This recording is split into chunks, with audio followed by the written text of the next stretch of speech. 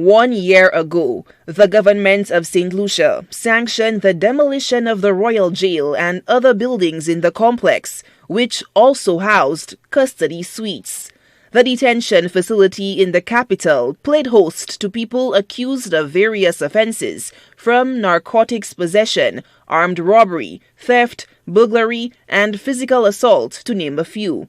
Following the contentious demolition of the centuries-old structure, law enforcement has been relegated to detaining individuals at various installations, including police stations and cells of the City Police Department at the Castries City Council. We've been doing that from time to time. They do have a facility, and when it's available, we utilize that facility.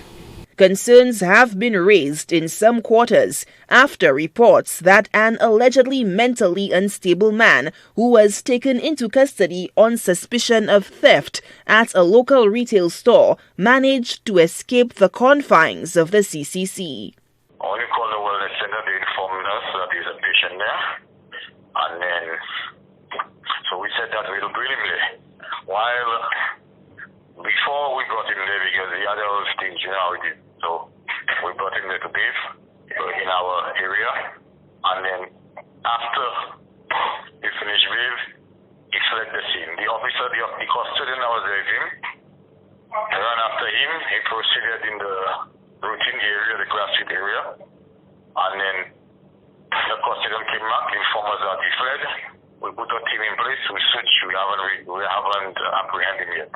Over the years, despite controversy over the conditions of the holding facility, the top brass of the RSLPF had touted the utility of custody suites given its large capacity. So, in its absence, is the structure at the Castries Constituencies Council equipped to keep crafty criminals from breaking free? The custody suites holding facility was one of the best that we've ever had, and we are hoping and praying that we have such a facility back with us as soon as possible.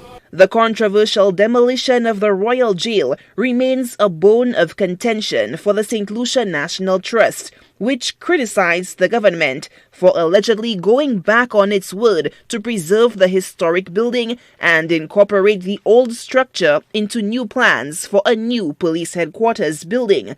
The trust has since taken legal action against the government. Our lawyers filed the relevant documentation with the courts 2 days ago, which basically names the Attorney General, the DCA, and the Commissioner of Crown Lands in relation to the breach of the undertaking that we had signed with them in October of 2019. However, not all stakeholders were opposed to the demolition, with the PWA welcoming the move back in 2020. We totally have no issues with the trust, but as it pertains to the old prisons, I believe at this point in time it does not serve any part at this point in time to have it or to transform it. We've allowed this building to really gone down to the drain. And now, a member of the High Command at Chesterfield is banking on proposed plans for a new building. There are plans to build or refurbish a nearby building to create a facility that would be similar to what was demolished. So I'm very hopeful that this will come on stream very, very quickly. Construction has yet to begin on the site 1 year after the controversial demolition of the structures. Solange Alfred, HTS News Force.